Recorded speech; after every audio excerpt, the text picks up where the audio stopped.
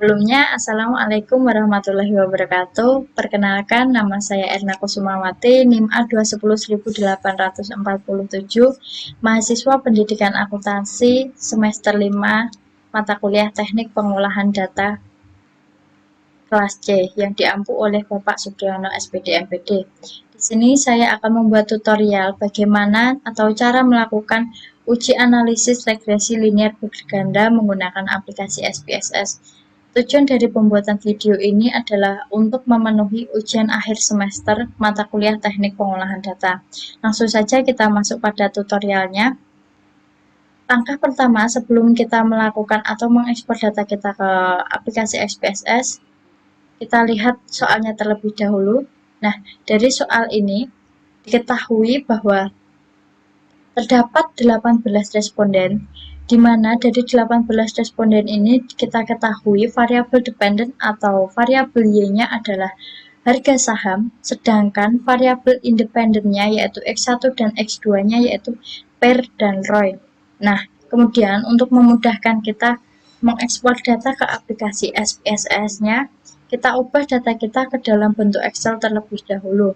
Nah, setelah data kita ubah ke dalam bentuk Excel, langkah yang selanjutnya yaitu kita mengekspor data kita ke aplikasi SPSS dengan kita klik file. Pada bagian file of type-nya kita ubah ke dalam bentuk Excel. Seperti ini, kemudian kita pilih data yang telah kita ubah tadi. Kemudian kita tunggu beberapa saat hingga tampilan filenya muncul. Nah, jika seperti ini, sudah seperti ini, lalu kita klik OK.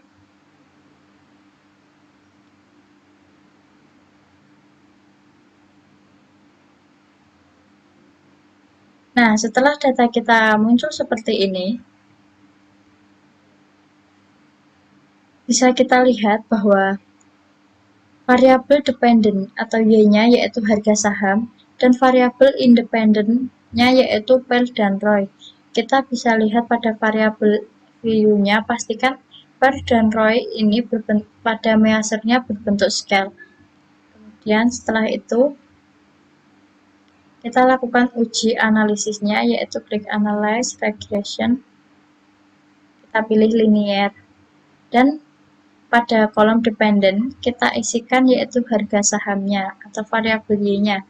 Sedangkan pada variabel independentnya kita isi PER dan ROI-nya. Nah, jika seperti ini pastikan pada bagian metode ini terisi atau terpilih enter. Kemudian klik OK.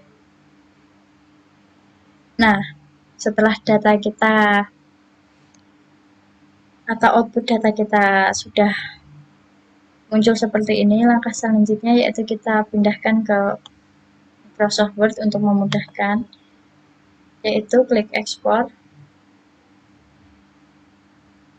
Nah, kita ubah nama kita.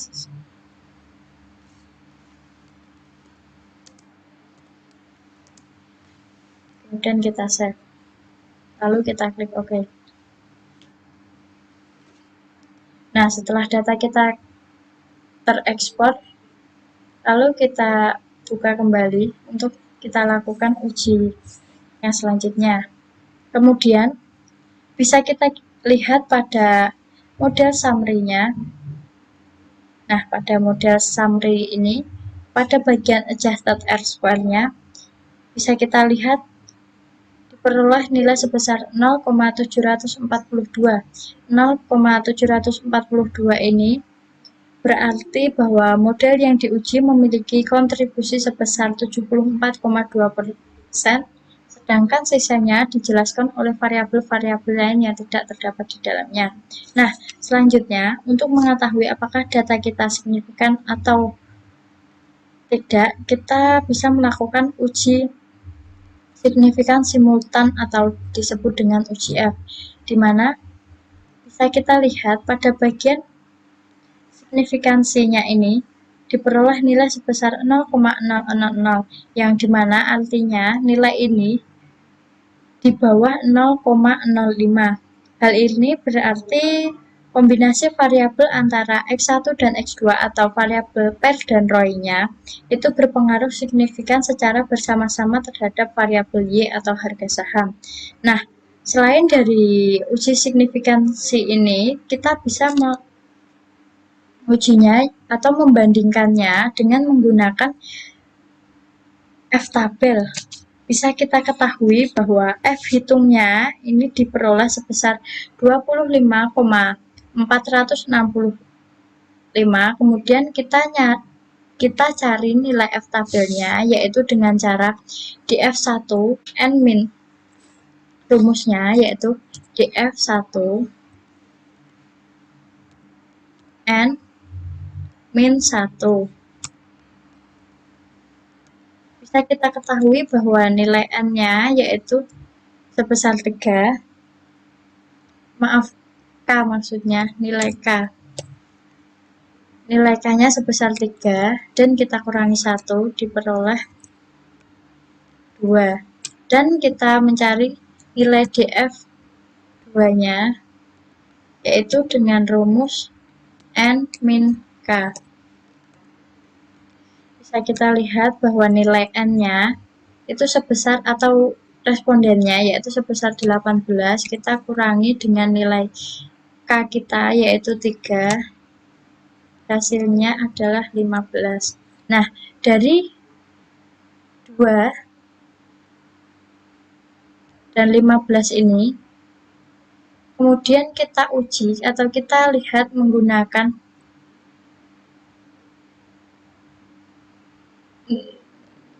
tabel F diperoleh, bisa kita lihat pada tadi diperoleh nilai 2 dan 15. Kita lihat pada baris nomor 2 dan kolom nomor 15 diperoleh nilai sebesar 3,682. Kemudian kita tuliskan di sini. Jadi nilai dari uji F tabel sebesar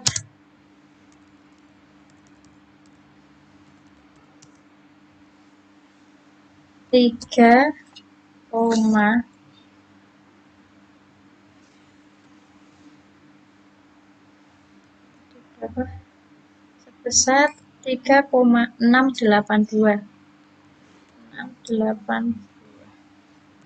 Nah, dapat disimpulkan bahwa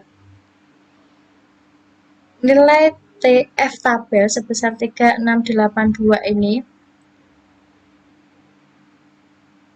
lebih kecil dari nilai F hitungnya. Jadi, bisa kita simpulkan bahwa F hitung lebih besar dari F tabel, maka dapat dikatakan bahwa kombinasi kedua variabel tersebut berpengaruh secara signifikan terhadap variabel Y atau harga sahamnya. Kemudian, langkah yang selanjutnya untuk mengetahui apakah data yang kita uji memiliki pengaruh signifikan atau tidak, bisa kita uji dengan menggunakan uji T. Nah, uji T ini digunakan untuk mengetahui seberapa besar masing-masing variabel independen berpengaruh terhadap variabel dependen kita. Bisa kita ketahui bahwa dari hasil uji tersebut terlihat dari nilai signifikansinya untuk masing-masing variabel. Bisa kita lihat pada variabel pair-nya yaitu diperoleh nilai signifikan sebesar 0,227. Nah, kurang dari 0,227 ini kurang dari 0,05. Oleh karena itu dapat disimpulkan bahwa pair berpengaruh secara signifikan terhadap harga saham. Kemudian hal ini juga dapat dilihat dari nilai T hitungnya menunjukkan angka sebesar min 1,259, sedangkan nilai T tabelnya ditentukan dari kita mencari nilai T tabelnya dengan rumus DF sama dengan N min 2. Bisa kita ketahui bahwa N kita ada 18, kita kurangi dengan 2, diperoleh nilai sebesar 16. Nah, dari 16 ini kita bandingkan dengan 0,05 dengan melihat T-tabel. Nilai T-tabel. Nah, kita lihat pada kolom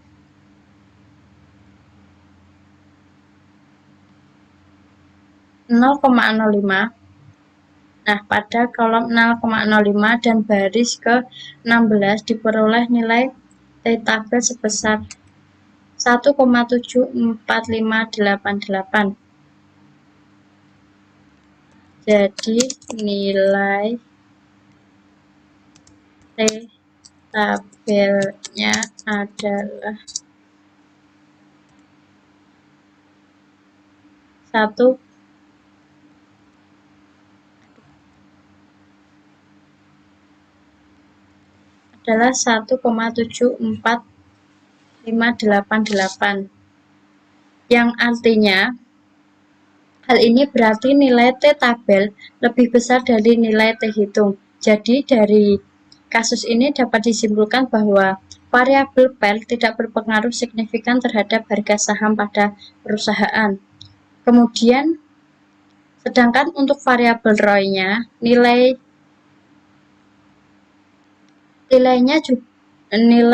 ROI atau variabel ROI-nya juga berpengaruh signifikan pada harga saham,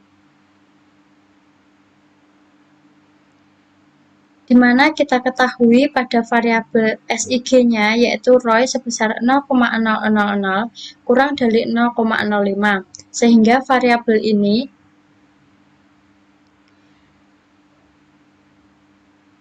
bisa kita lihat bahwa dari nilai T-hitung hasilnya adalah 5,965, sedangkan nilai T-tabelnya yaitu sebesar tadi 1,74588, sehingga dapat ditarik kesimpulan bahwa variabel ROI memang berpengaruh secara signifikan terhadap harga saham di suatu perusahaan.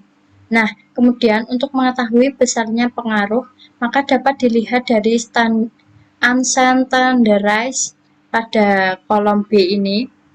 Untuk variabel variabel PER-nya, nilai B sebesar min 74,482 dan variabel ROI-nya adalah sebesar 692,107 dengan nilai konstantanya yaitu sebesar 4662,491.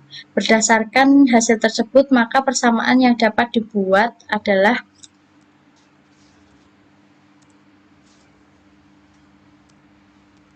persamaan rumusnya yaitu Y sama dengan A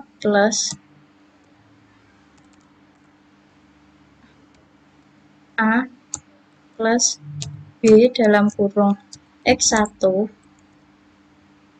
plus B dalam kurung X2 atau nilai X2-nya.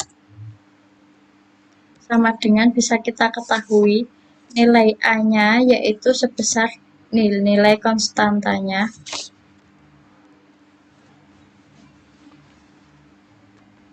bisa kita masukkan, kemudian kita tambah dengan nilai B-nya yaitu X1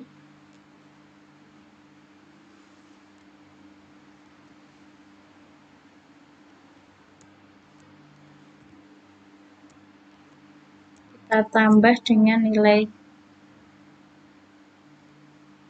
X2-nya. Nah, dari hasil tersebut ketemu nilai sebesar 5,280 atau 5.280,166. Ya, dari hasil ini dapat kita ketahui bahwa ada persamaan antara, bisa kita ketahui nilai persamaannya yaitu dengan rumus Y sama dengan A plus B dalam kurung X1 plus B dalam kurung X2 ketemu nilai sebesar 5.280,166.